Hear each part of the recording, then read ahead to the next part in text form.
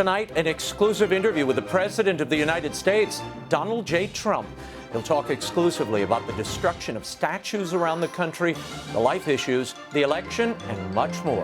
Plus, theologian and author of the new book, The Next Pope, George Weigel, joins me with analysis of the latest from Rome. Finally, actor, director, philanthropist, and author Gary Sinise tells us how he found his calling serving our nation's military men and women the world over. Begins right now.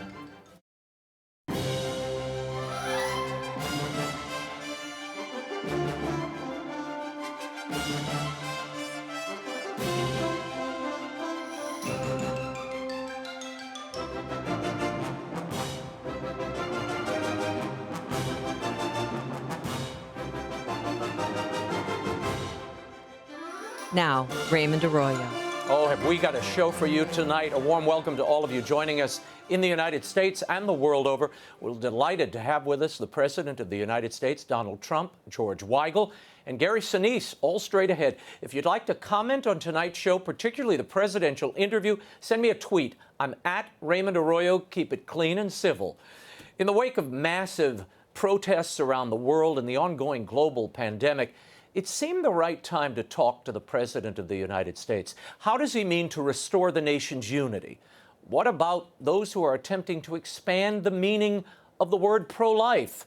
We also talk about Daca and John Bolton and the Vigano letter and much more. You won't want to miss a moment of this. Here's my exclusive interview with President Donald J. Trump from the White House. Mr. President, this week we saw Columbus go down. Roosevelt is now going down. St. Junipero Serra, who built all the missions along California. What can you and the federal government do about this? By the way, Gandhi, okay, you saw Ulysses S. Grant, where they want to take him down. He's the one that stopped the ones that everybody dislikes so much. You know, it's a disgrace. Also, remember, some of this is great artwork. This is magnificent artwork, as good as there is anywhere in the world, as good as you see in France, as good as you see anywhere. It's a disgrace. Most of these people don't even know what they're taking down. Is there anything you can do? Yeah, can you add we're it going to to the do something National very soon. Historic? We're going to do an executive order, and we're going to make the cities guard their monuments. This is a disgrace. Now, for the most part, they're not federal. Oh, it was up to them. They're already talking about Thomas Jefferson, the great Jefferson Washington. Memorial. They're talking about Lincoln. They're talking about Washington. Lincoln, I haven't heard, but they're probably talking about that too. I need to talk for a moment about Daca. That big Daca ruling came down. Right. The bishops of the United States hailed that ruling. There are 700,000 dreamers out there. What do you mean to do with them? So what we want to do is win the case and then work it out, because we'll be able to work it out. They're not going to have anything to worry about. But you know, we didn't lose that case. That case was, the statement was made, refile it or do whatever you want in a different form. John Roberts didn't like the form, so we're going to give it to him in a different form. It was a similar rule to the census, which frankly I wanted to do it a different way. I should have done it the way I originally wanted. I wanted to go back in, but they just went with it.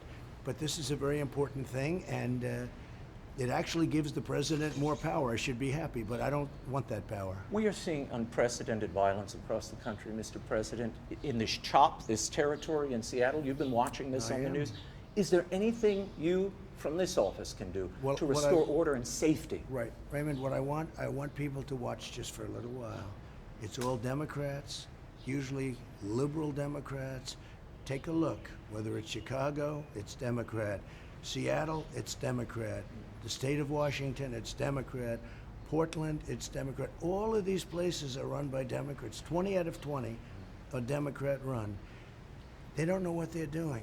And if Biden got in, this country would be a disaster, because you don't report on 98% of the places. Take a look at the way we're running things. We're running them good. And if I weren't president, they would have overrun. You talk about the statues, we wouldn't have any statues standing right now, because I did things that you don't know about to save a lot of them. Now, they ripped one down the other night right in front of the police headquarters. We have a liberal Democrat mayor, and she should not have allowed that to happen. I need to get to something I've been hearing a lot of in evangelical and Catholic circles. They're saying, Joe Biden says he's opposed to the death penalty, and in these Catholic and evangelical circles, they say he supports efforts to end climate change, therefore he's pro-life, and you're not.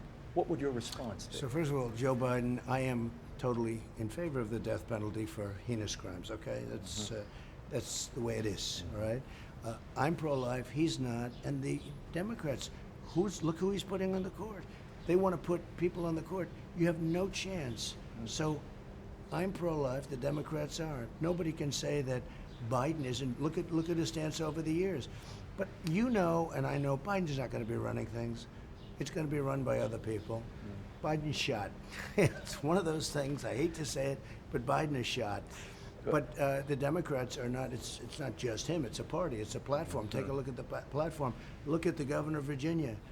Look at what he did. He did an execution after, normally they talk about late term. His wasn't late term. His was the baby was born, and then you can execute the baby. That's the Democrats, and that's Biden.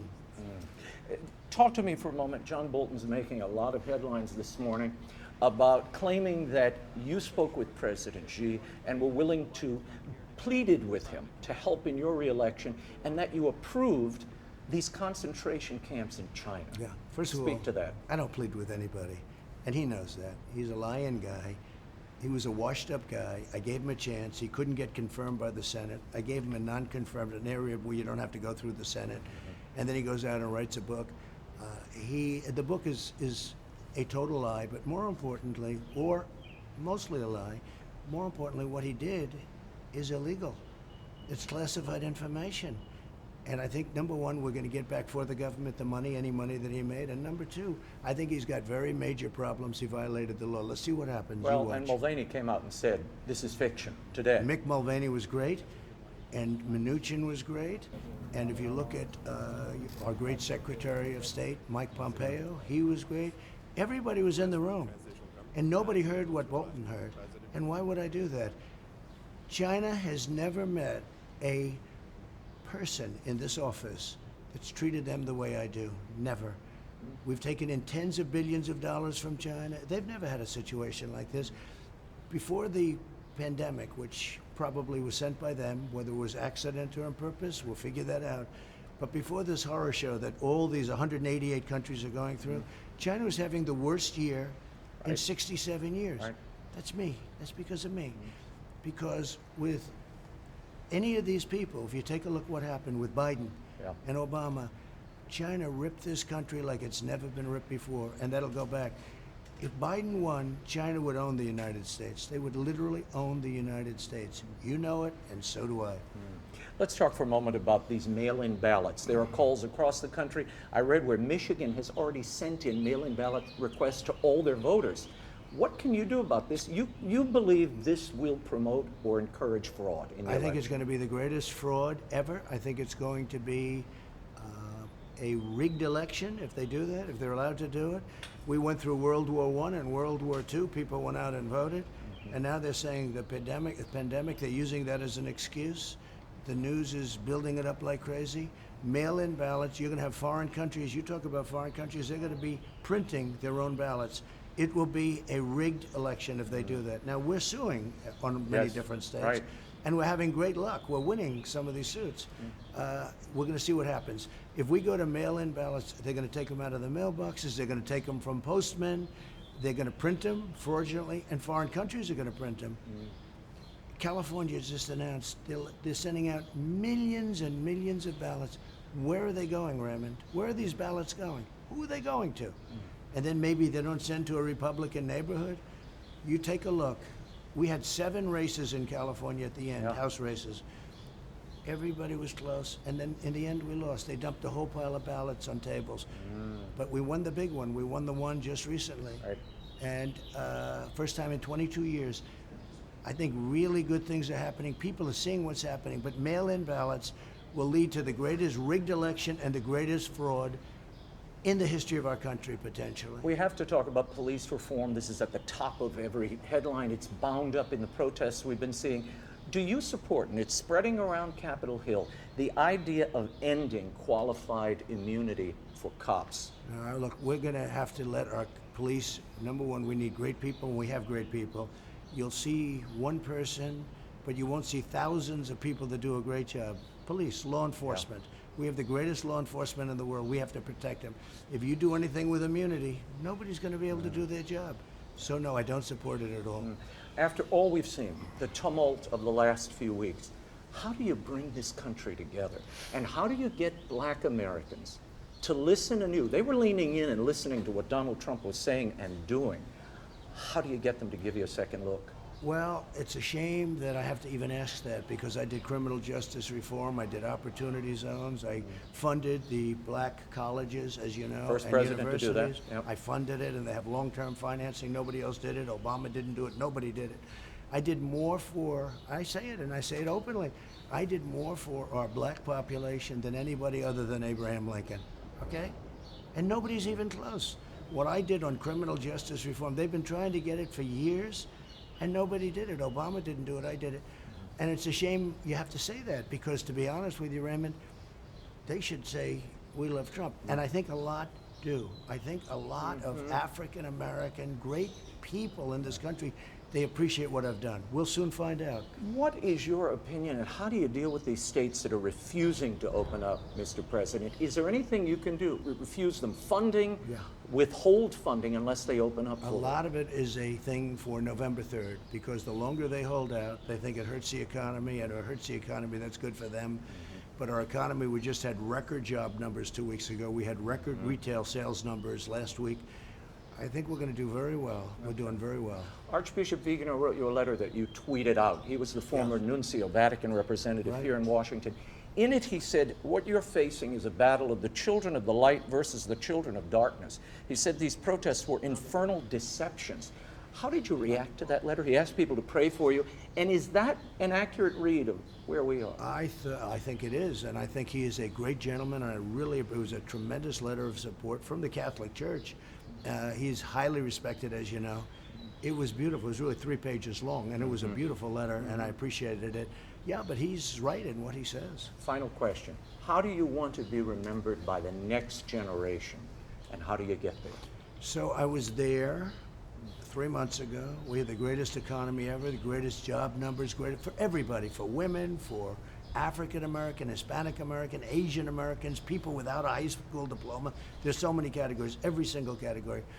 And then we got hit with the plague from China, and now I'm doing it again. And next year, we're going to have a phenomenal economic year, one of the best. Joe Biden and the Democrats want to prosecute Americans for going to church, but not for burning a church.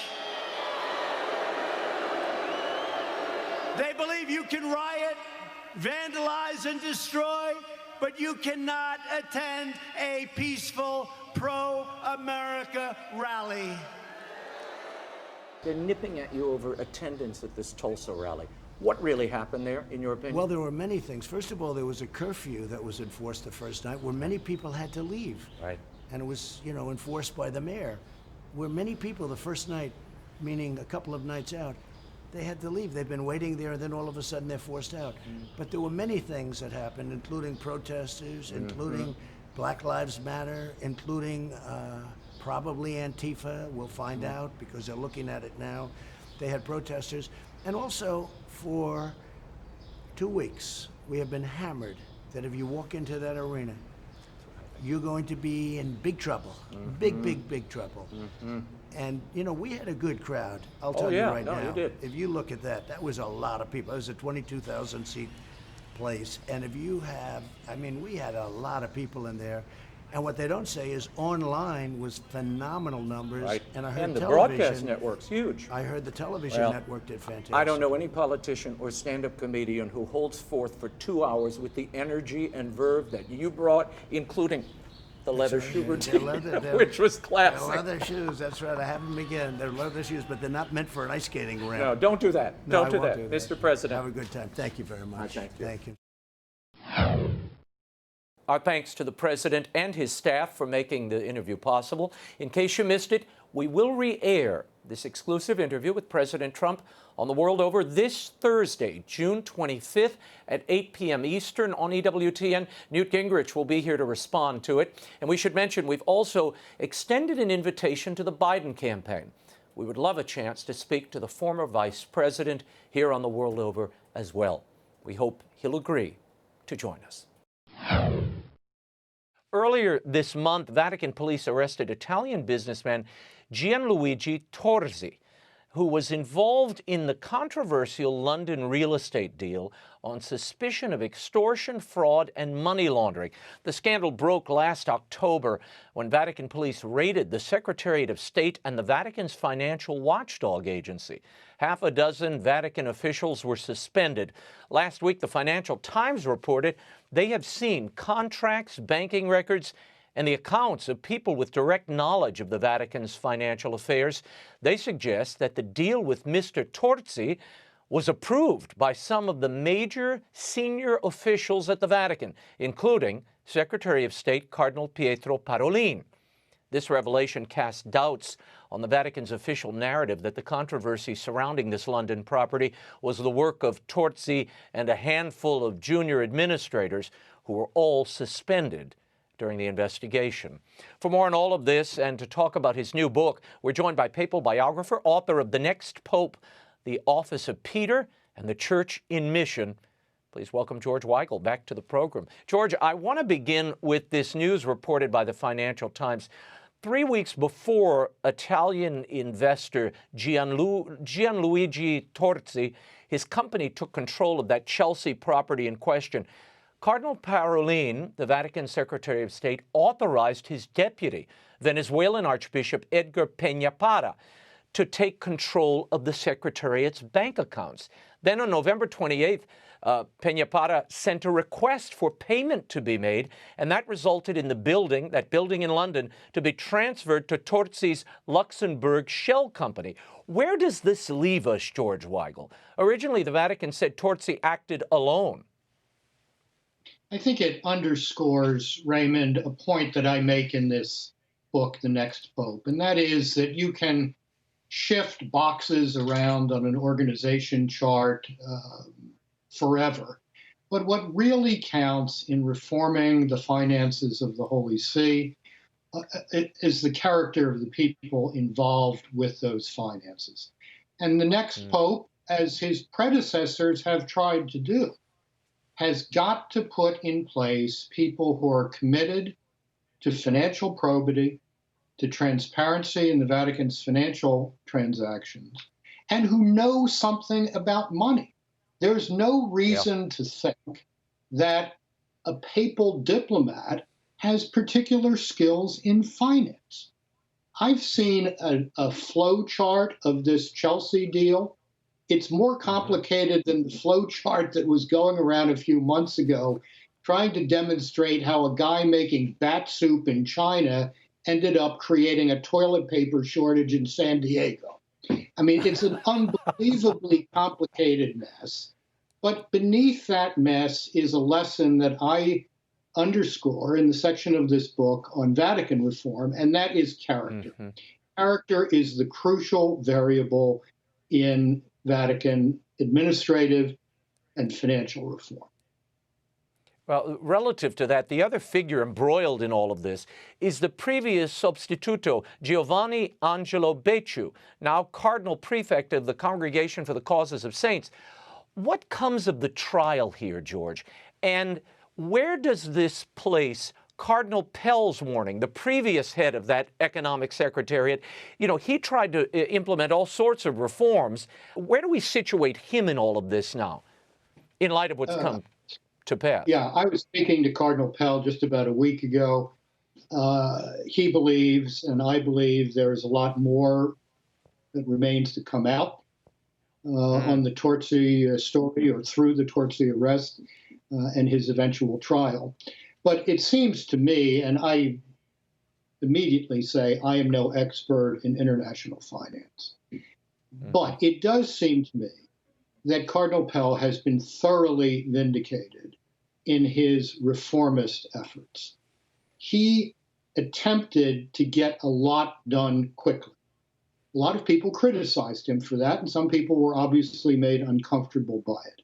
But when we now see just how tangled this web is, and more to the point, how it undercuts, damages the evangelical mission of the Church, then the more it seems clear to me that Pope Francis did the right thing in bringing in a knowledgeable guy with a lot of courage, like Cardinal Pell, to try to sort this out.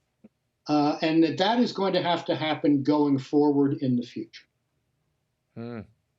Pope Francis just appointed the first layman ever to run the administration of the patrimony of the Holy See, a former Ernst & Young executive. He will be managing all of those assets. Will he be allowed to do the job he was appointed to do, George? That's the real question here. I mean, Cardinal Pell tried to move many of these initiatives, and then they were pulled back. Now we're re-implementing them again, it seems. I have no idea whether this man is going to be allowed to do what he's supposed to do. His reputation is a fine one. But I think we have to get to grips now and in the future with the fact that there are systemic problems in Vatican finance, that there are attitudes towards money that need to be rooted out of the Holy See, and that there has to be a consolidation of Vatican assets so we know what we're talking about here. I mean, the notion that there's 300 million euros here and 250 million euros there and, who knows what all, this was part of what Cardinal Pell was trying to sort out. But you're dealing with deeply entrenched bureaucratic interests. And that, to come back to where I started, is why character is the crucial variable in all of this. And it has to be addressed because the church has to be seen to be living what it proclaims. Yeah. Well, speaking of character, George, a June 13th report by Crux, later confirmed by CNA, Argentinian Bishop Gustavo Zanchetta, no unfamiliar name on this show, a close friend of Pope Francis, has returned to work at the Vatican Central Bank. He is still under investigation, George, for sexual improprieties with seminarians back in Argentina. How is it possible, given Zanchetta's well-known history, that he's back on the job while still under investigation? Seems strange to me, Raymond. I haven't followed the Zanchetta case closely. It does seem to me to send a very bad signal in a church that is desperately trying to get its arms around the problem of clerical sexual abuse, to address this. Why? Because it's the right thing to do, but also because it's essential to the proclamation of the gospel. The church has to be seen to live what the church proclaims if that proclamation is going to have any credibility. That's what's at stake in all of this, whether it's sexual propriety or financial propriety. And this is at the heart of your message in your new book, The Next Pope. And it really is, the subtitle is The Office of Peter and the Church in Mission. Now, you say in that book, George, the Catholic Church will be crossing into uncharted territory in the next pontificate. What do you mean by that? And why did you feel it necessary to write a book like this now, really an action plan for the next pontificate? I mean two things by it, Raymond. As you and I have discussed on your program many times, we're in the midst of the fifth great epical transition in Catholic history.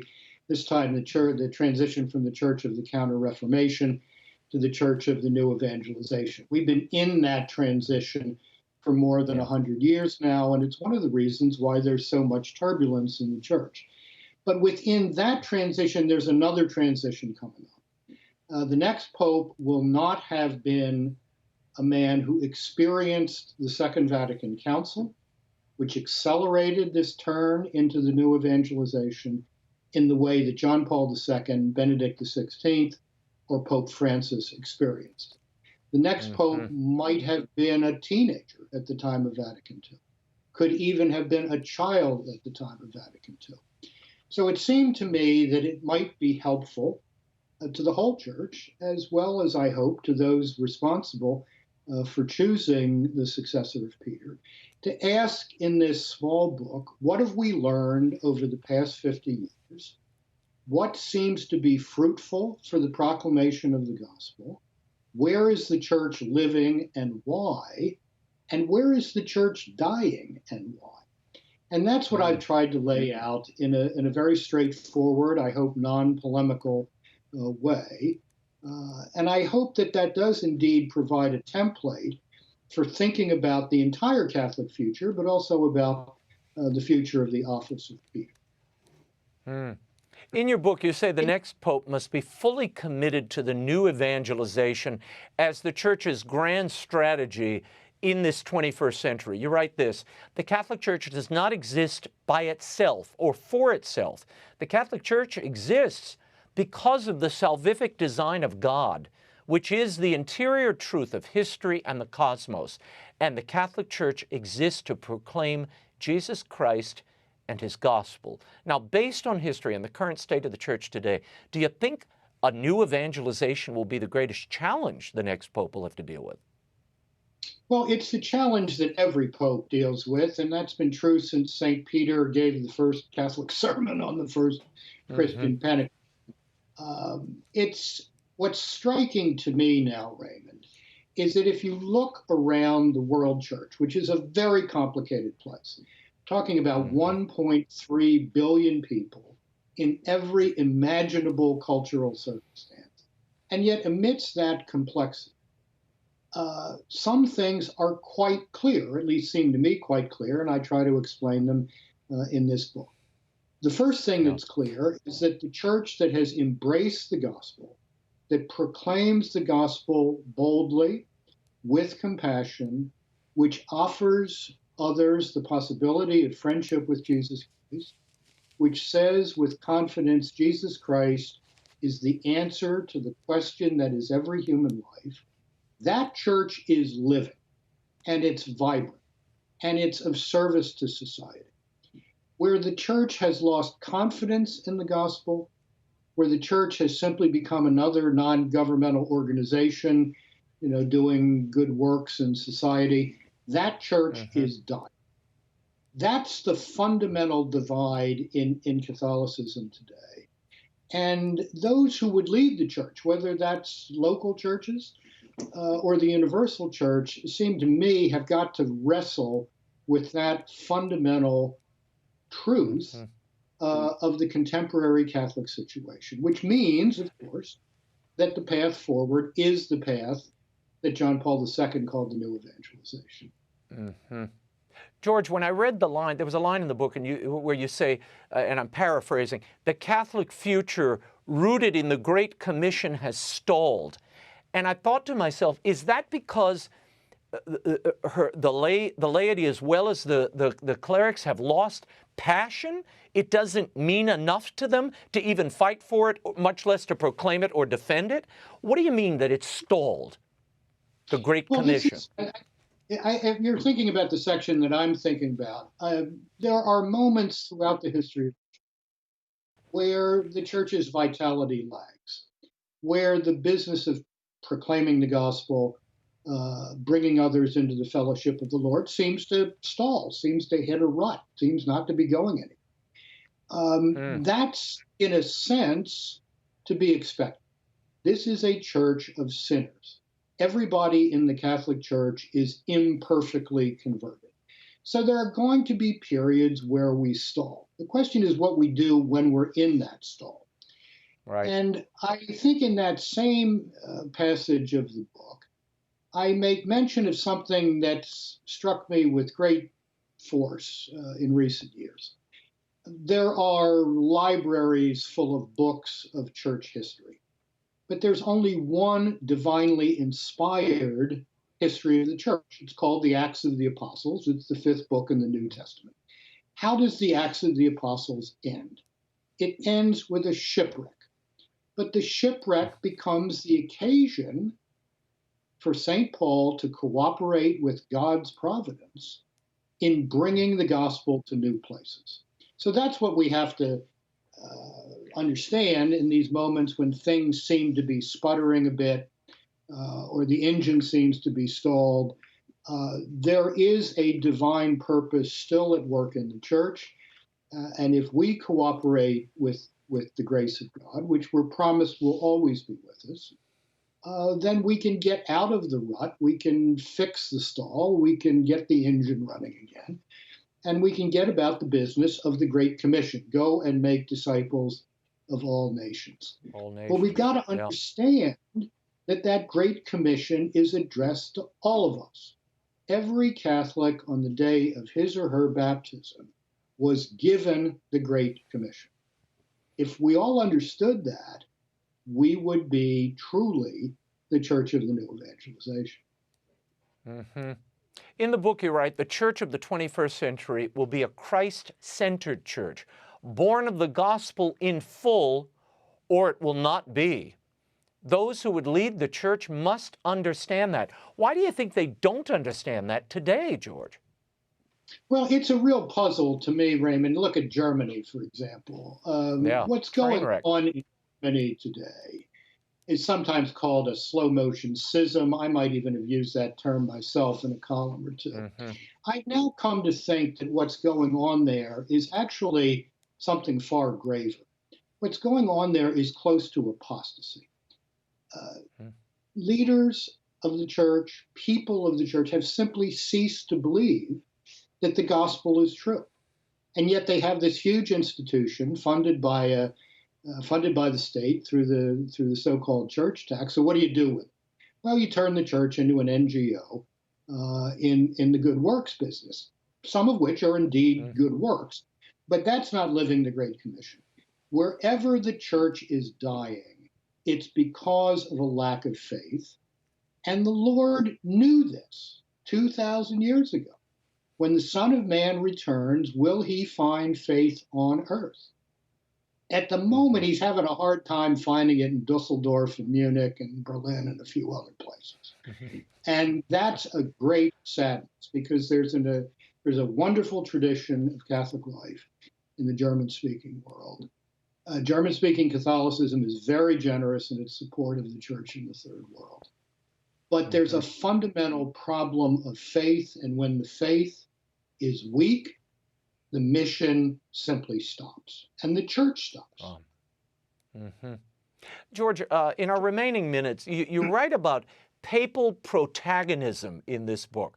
What does that mean, and why do you hope we're going to see a bit more of it in the future? And I'm going to add this question to it. I know, because you don't give a list of men you hope or will be the next pope, or men you think should be the next pope. What should that pope look like if you had to describe him? The next pope, like his predecessors, will be successful to the degree that he manifests in his own life the joy of the gospel, the conviction that Jesus Christ is the answer to the question that is every human life, and that fellowship with the Lord is the royal road to human flourishing. That's what we're looking for, not only in the Pope, but in the ordained leadership of the church, and indeed in the people of the church. Actually, what I said is I think we need a little less papal protagonism, in the sense that Catholicism has become awfully pope-ocentric over the last 150, 200 years. That's not the entirety of the Catholic Church by any manner of means. And when you are focused so narrow on what the Pope is doing, what the Pope is saying, you may miss all of the other things that are going on in the church that really could be enlivening and we don't, for example, spend anywhere near enough time examining the vitality of the Catholic Church in sub-Saharan Africa today. This is an extraordinary story. But because we're so Rome-centered, as in the United States, we're so presidency-centered, we miss all of the vitality that's going on elsewhere. I do think the next Pope, as his predecessors have tried to do, but the next one has to try perhaps a bit harder, has to deliberately work to empower local Catholic leadership. The church is a very large and complicated business, and it cannot be run in this evangelical sense simply by one man. We need bishops, priests, religious, lay leaders empowered by the successor of Peter to get about the business of the new evangelization. That's George, the future. you also, you also urge the next pope to be willing to remove errant bishops. Why? Why did you put that there? Why do you think that's been missing? Because it's necessary. This is not always a case of wickedness, although sometimes it is, unfortunately. It's sometimes a case of simply a misfit or a man who has lost the capacity to govern for a variety of reasons. You know, Raymond, the church has spent the last 200 years gaining control for itself over the appointment of bishops. Pius the Ninth, for example, in the mid-19th century, had a very limited free appointment of bishops around the world. He was tied up by states appointing bishops, by cathedral chapters appointing bishops, and so forth and so on. We now have reclaimed the right of the church to order its own life by the Pope naming bishops. Well, if you're going to claim that right, then you have to claim the responsibility. You have to own the responsibility of removing the mistakes that are made. This is crucial for the Catholic future. You cannot have a Catholic Church without bishops. You cannot have an evangelically vibrant local diocese without a bishop who has the credibility to be the leader of that diocese. So when that credibility is lost, for whatever reason, measures have to be taken to fix the problem. George, I mean, a final question. In the book, The Next Pope, you write and you warn several times, I found it several times throughout the book, quote, "The gospel cannot be set against doctrine or mercy against truth." Is that what, in your estimation, we've been witnessing in the last few years? It's something that we've been witnessing in various parts of the church for a long time. There's a tendency in many parts of the church to think that you can somehow separate truth from mercy or gospel from doctrine. This always leads to trouble. The most merciful thing we can often do for people is help them understand the truth of their situation. Right, by the same token, that truth has to be spoken with compassion, with understanding. And the face of the merciful Father has to be displayed before the world. It's not an either-or business. What we want, what we need, what the Lord wants is both and Catholicism, or as I've called it sometimes, all-in Catholicism. Not the pick and choose business where you try one flavor and then try another flavor. Right. George Weigel, I thank you for your time, your insight. The book is The Next Pope, The Office of Peter and a Church in Mission.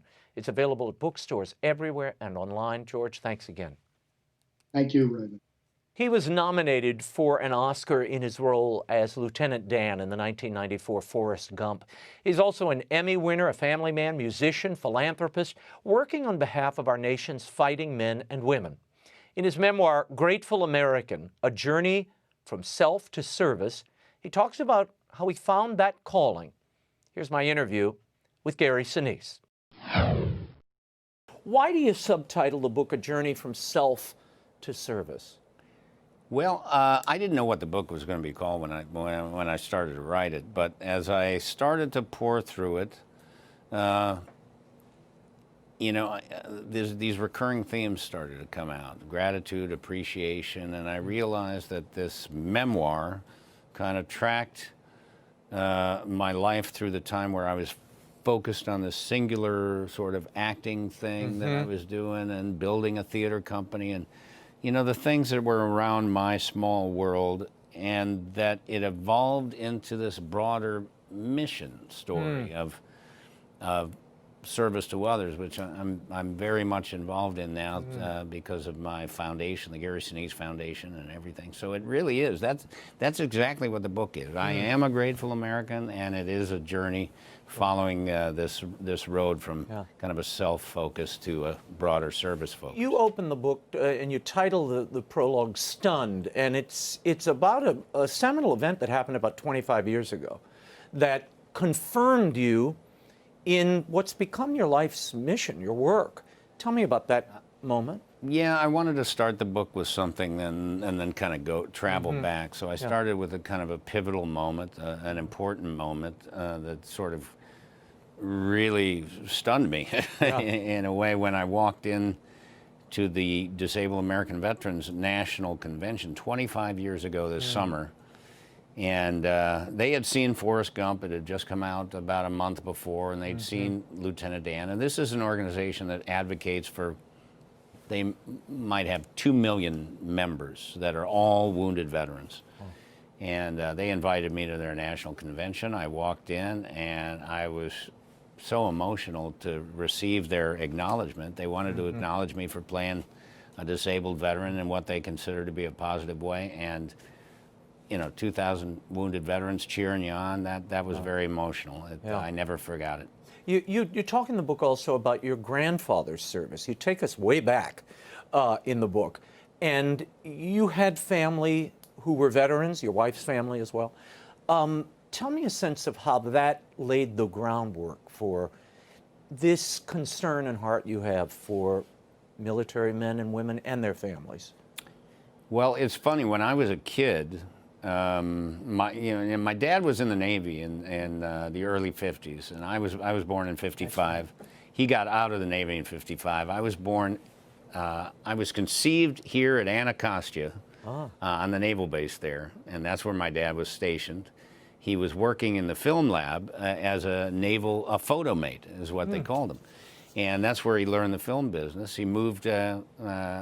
My mom went back. She left. She was pregnant. She went back to Chicago, said, I'm going to have the baby there. He got out of the Navy about a week after I was born. And then he went into the film business in Chicago, started working in the film business. His dad had served in World War I, and his 2 older brothers served in World War II. So I've got this family on my side of the family of veterans, but I never really talked to them too much about their service when I was a young kid. It was really when I met my wife, and she introduced me to her brothers who had served in Vietnam in the U.S. Army. Her sister was in the Army. Her sister married a Vietnam veteran who was in the Army for 22 years, combat medic in Vietnam.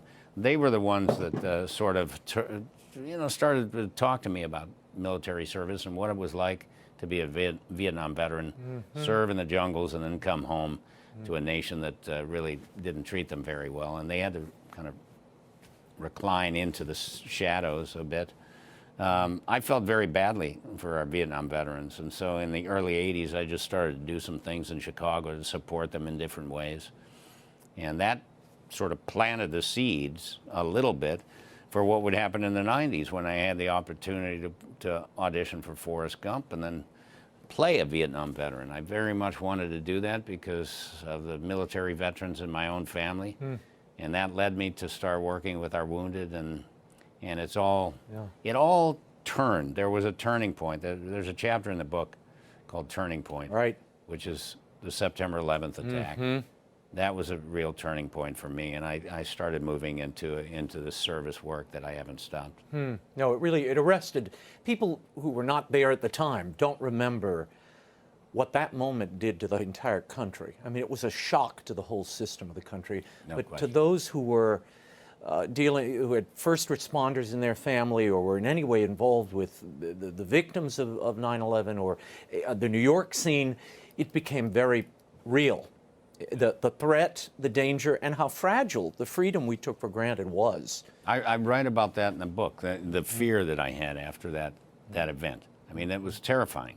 To watch those buildings come down, watch people fall from those buildings, watch what was happening in the Pentagon and Shanksville and all and then remember shortly after that, all of a sudden anthrax is floating through the mail and everything. I mean, it was crazy. It was a very paranoid time. Everybody was on edge. Yeah. And I was on edge, and my heart was broken. I just wanted to do something. And I remember, I think I told you this one time. Yeah. Friday after the Tuesday of September 11th was a national day of prayer. George Bush said, everybody, we need to do something together as a country. I want Friday to be a national day of prayer. The churches were packed across the country. I went to our little church, little Catholic church, and there was no room to sit. I mean, I was standing against the wall with my family. Every space was filled. And I remember coming out of that feeling that, you know, I mean, it was comforting, but I needed to do something beyond that. And I heard this calling, this message that came to me about service and the healing power of service work. And that made a lot of sense to me. So I started raising my hand, you know, for the USO and, you know, what can I do for your military charity? Can I come and raise money for you? Can I draw some attention to you? Do some PSAs, whatever it is, play concerts for the troops. Yeah. And it just started to go like this. And there's a period in that service history where you look at it and it's like I was gone every weekend doing something. And I was shooting a television show at the same time. Yeah. So it was a crazy period, but I was getting so much out of making an impact by letting people know that I cared about them and I appreciated them.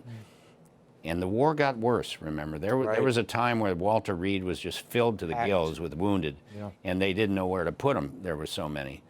And during that period of time, I was going to the hospitals all the time, meeting a lot of the families of our wounded, meeting our wounded service members, trying to come up with some ideas in ways to help them. And so I started raising money. I started getting into home building, where we would build specially adapted homes for our wounded. Incredible.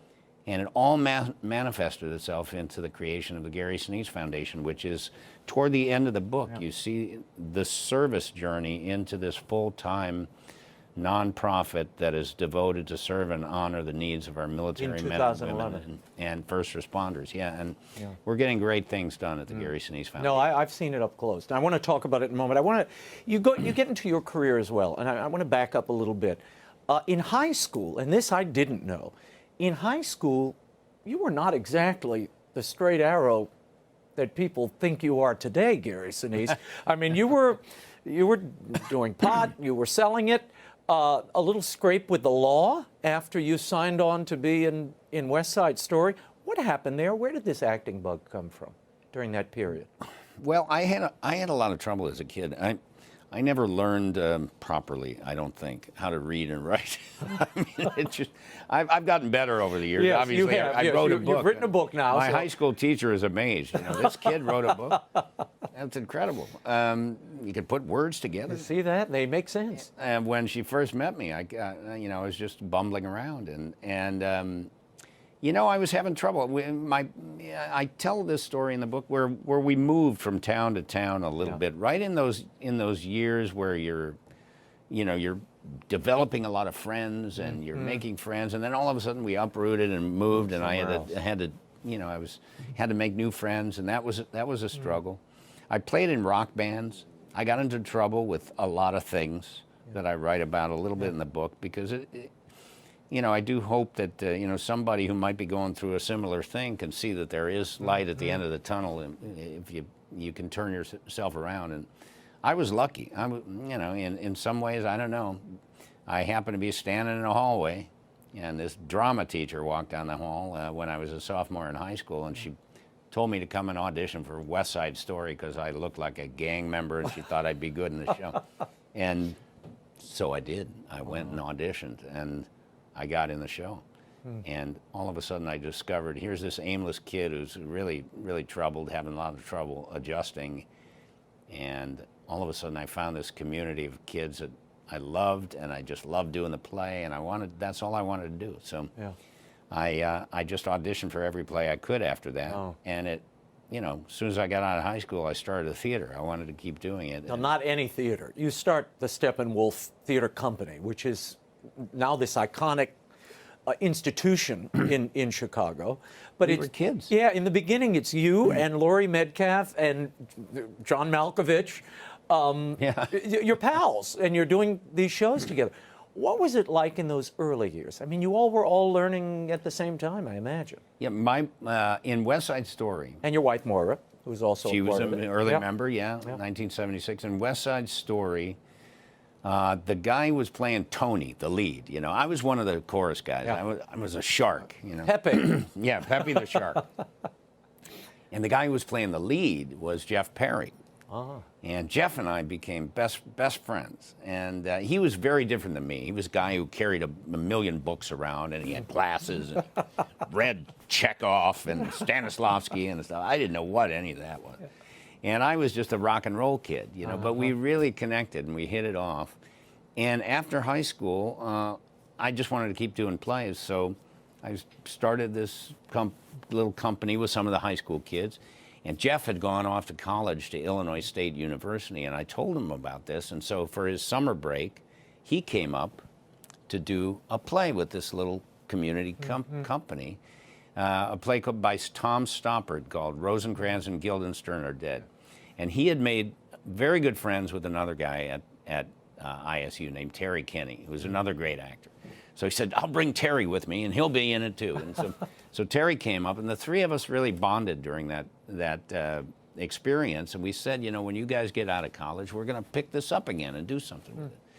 So a couple years later, they get out of college, and we find a space in the basement of a closed-down Catholic school. I went to the priest, and I said, I'm a little kid. Can we have your basement and put on some plays?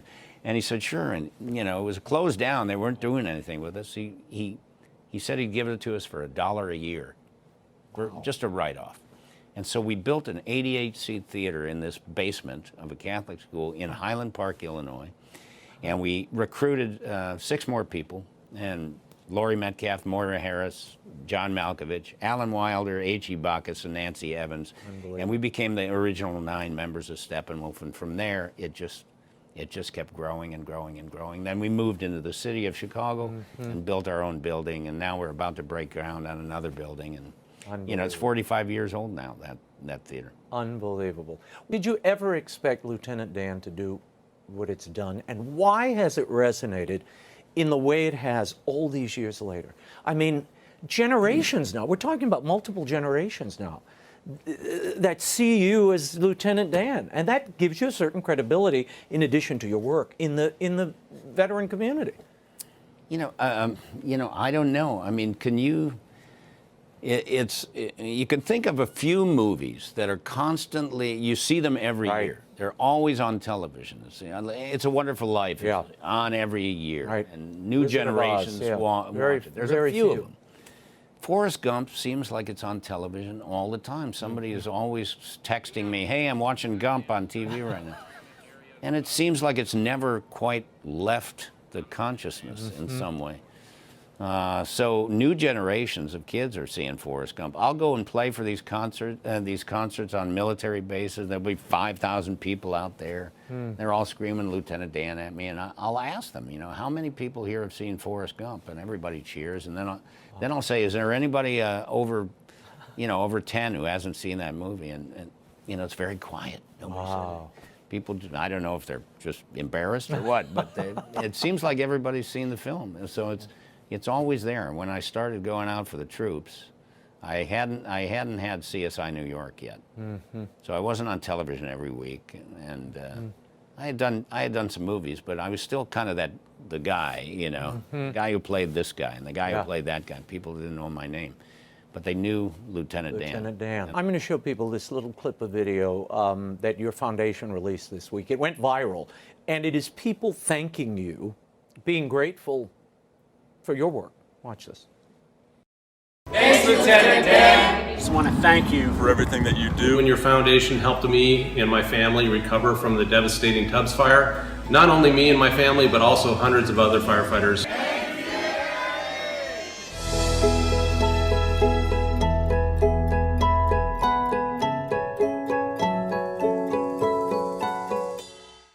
Give me a reaction to that when you saw all those people thanking you. Well, first it was a shock because I was surprised by it. My team kind of pulled a fast one on me, and they were sneaking around behind my back, like getting everybody to send in videos, and they were putting it all together, and they had it perfectly planned to show it to me on the day that my book launched. And so we're on this book tour, and we're in the hotel room. We're about to leave to go do some more interviews, and I'm like in a hurry and everything. They made me sit down. We need you to watch this. Yeah, I'm like, what's going on? What's going on? So they made me watch it, and the first one up is Jay Leno, and he starts talking to Gary. Hey, Gary. I'm like, what's this? And then Ron Howard comes on, and then another, and it keeps going on, and there are first responders there, and there are military folks from around the country and overseas, and there are Gold Star children and some of our wounded that we've done houses for. Yeah. And I'm thinking about it, and I get choked up just thinking about it, because it was very, very touching and very moving and overwhelming. I mean, yeah, no, it was a beautiful. Just to see that people did that for me. I mean, I'm a grateful American. Well, and people are grateful for you. I mean, the response I saw on social media was unbelievable. I got to ask you this before I let you go, because you talk about it in the book. It seems as if, and you told me moments ago, this is really a calling from God for you, and that's how you see it, this work you're doing. I feel called to service for sure, and there were these key moments along the way, and I talk about that a little in the book, that moment where our priest on the Friday after September 11th attacks, everybody is just in so much pain. People are just crying through every day. Recalling the images that we all saw on television and the things that are happening. Everybody was fearful, and I remember the priest getting up, and the first thing he said was, this was a tough week. And he was right on the money. Everybody, it was a tough week for everybody. It was a tough week for me, and it continued to be tough. And I continued to be in pain. And something I got out of that homily that day was that service is a great healer. Serving others is a great healer, and we should all pull together to do something positive for somebody else, to help them through this terrible time. And having veterans in my family, and having been involved with the DAV and the disabled veterans and everything, and remembering what it was like for our Vietnam veterans to go off to war and then come back and not have services provided for them, not have the country embrace them and welcome them home. They didn't even get a welcome home. And then seeing our deploying troops go to Afghanistan and Iraq, and watching our nation start to divide itself in whether they supported the war or not, I felt terrible for our deploying service members, and I knew that was where my calling was going to be. I was going to be called to do this service work, to help them through this difficult time of deploying to the war zone in reaction to September 11th. And once I started, the healing began, and I could see the impact I was making, and I wanted to embrace every family member, every person that was deploying, every first responder that I could. Grateful American by Gary Sinise is available in bookstores everywhere and online. To learn more about Gary's work, go to GarySiniseFoundation.org. He does an incredible service to so many. And school's out, and summer's here. All 3 installments of the Will Wilder saga are now available in paperback and audiobook. Visit willwilderbooks.com for a preview, and you can order yours. You can also get it from the EWTN Religious Catalog. And don't forget, The World Over is available as a podcast. Visit Apple's iTunes podcast store. We're there on World Over. That is all the time we have this week. We hope you'll join us next week. A happy Father's Day to all you dads out there. Until then, we'll be scouting the world over for all that is seen and unseen. On behalf of the staff and crew of EWTN News, thank you for watching. I'm Raymond Arroyo. Bye now.